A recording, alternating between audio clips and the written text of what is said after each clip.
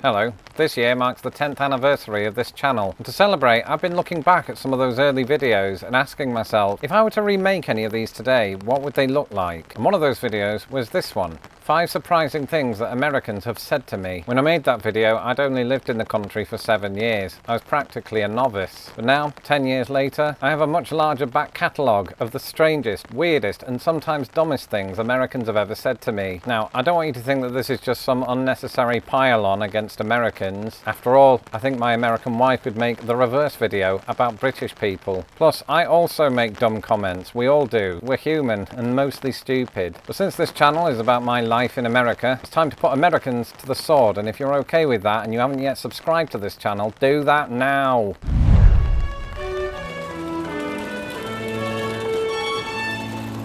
This first one wasn't so much dumb as it was just weird. One day, while I was really busy surfing the internet at work, one of my colleagues turned to me and said, "Lawrence, do you know what my favourite British word is?" I said, "No, because I'm not a mind reader. What is your favourite British word?" And their favourite British word was bumbershoot. Now, this was a surprise to me because I'd lived in Britain for 26 years and I'd never heard the word bumbershoot. What does bumbershoot mean? Oh, you know what bumbershoot means, British person. It's another word for umbrella. So, since I was already surfing the internet, I thought, oh, well, why don't we Google this? So I did. Bumbershoot, a word of American origin. That's curious. It's like my colleague had heard the word bumbershoot and thought, that sounds whimsical, it must be British. But then she said, I heard Dick Van Dyke say it in Chitty Chitty Bang Bang. Well, that makes sense, because we all know that Dick Van Dyke has a history of accurately depicting British culture. Anyway, I told her to look up another British word for umbrella, brolly, which might have become her new obsession. I don't know, because I never spoke to her again after this incident. You know, as a Brit living in America, I've had to adjust to many American quirks. Driving on the wrong side of the road, flag waving on every front lawn, and this obsession with cold brew coffee. At first I thought, why would I spend $6 on coffee that isn't even hot? But then, summers here in the Midwest convinced me that cold brew equals survival. Here's the thing, I used to rely on grocery store concentrate or those pricey cafe runs. But then, I discovered Trade. Trade is the #1 coffee destination in the US, and they've teamed up with 15 top roasters to create a special cold brew collection. Their beans are roasted specifically for cold brew, and they even grind them for me, which is good because I'm lazy. So when the bag arrives, all I have to do is scoop some into a pitcher, add water, toss it into the fridge overnight, and by morning I've got cold brew that's better than any cafe. It's smooth, fresh, and honestly it's made me a bit smug, especially since I remember I'm paying way less per cup. Oh, and I really love that I can reschedule or skip a delivery if I'm travelling. It's completely flexible and fits brilliantly into my transatlantic lifestyle. For a limited time, Trade is giving 50% off a month on cold brew. That's about 60 cups, half off. So if you want better tasting cold brew at home, that's drinktrade.com/LITP to get 50% off 1 month of cold brew. drinktrade.com/LITP. The link is in my description below.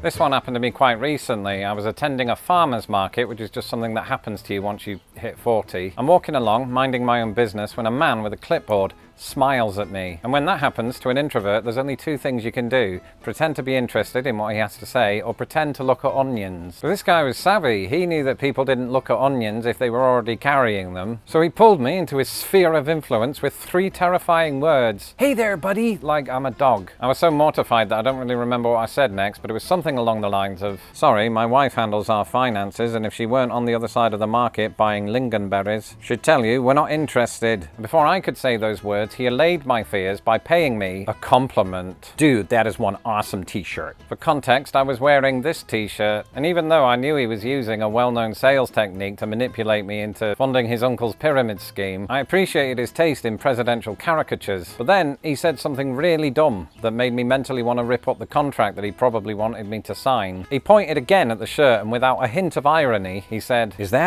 that you?" I was stunned. I mean, surely he hadn't failed to recognize one of the most famous people in history, plus the guy on my shirt. "No," I said, "that's definitely Abraham Lincoln." "Oh, he said, "I did not recognize him with those funny glasses on." And while I appreciated his attempts at paraphrasing Lois Lane, I still question whether he recognized Abraham Lincoln at all. Sadly, I never got to find out because at that moment my wife turned up with a bag of lingonberries and told him we're not interested.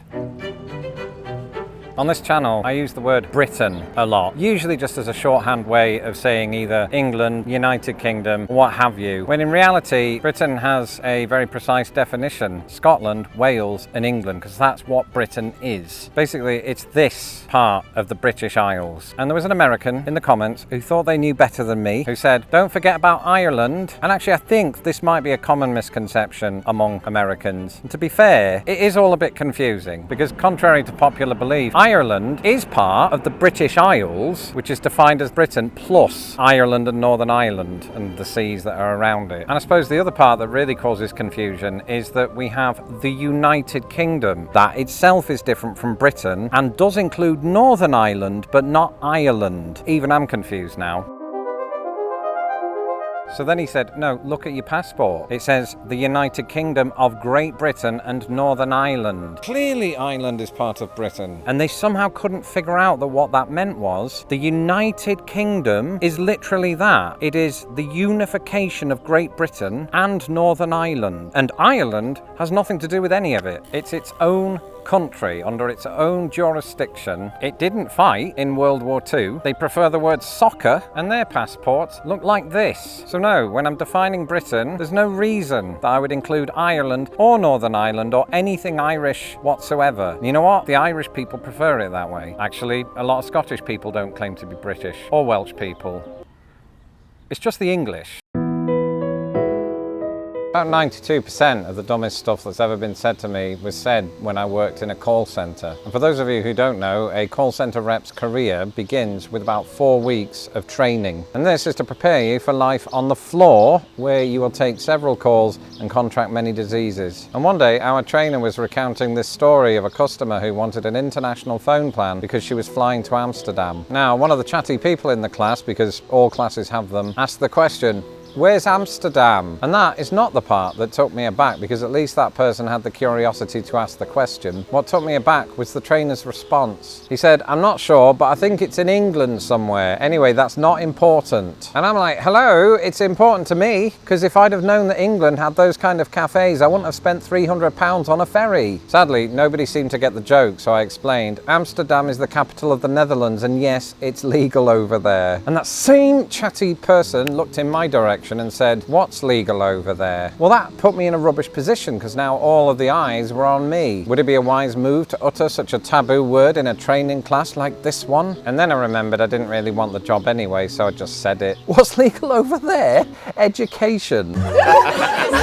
Eventually, I made it out onto the floor, and let me tell you, all of the training in the world couldn't have prepared me for working in a US call centre with this accent. I got every comment that you could possibly imagine, from, wait, is this call international? To, you sound like that Simon Cowell guy. To, do you have a brother who's single? But the weirdest comment I got wasn't about my Englishness, but actually the lack of it. And I hesitate to call this a dumb comment, because it came from a sweet old lady who generally seemed confused as to who she was or why she was calling. But while attempting to verify her details, she interrupted me and said in a slow southern accent, I'm so sorry, sir, but I'm having a hard time understanding your accent. Could I please talk to somebody who speaks English? She sounded exactly like that. And as an English person, I'd never had my grasp of English questioned before. I suddenly empathized with Scousers. I am literally English, I said, enunciating each syllable like I myself were talking to somebody who couldn't understand English. Could I have you confirm your billing address? There was silence on the other end of the phone. Was it the way I was saying address? Excuse me, your billing address. The line was still active, but she remained silent. Had my incomprehensible accent sent her to an early grave? Suddenly, another voice came on the line. It was her daughter. Hi, this is Peggy. Perhaps it'd be easier if I talk on my mother's behalf. This family,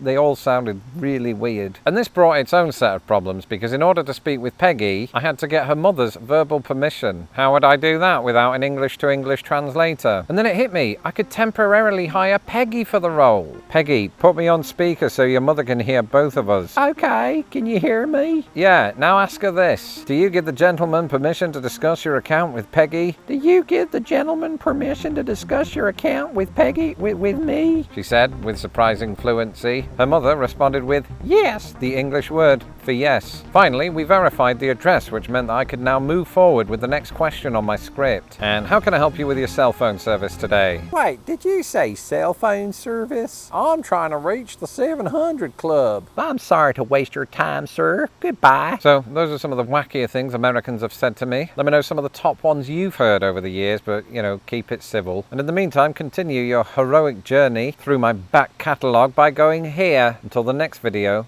goodbye.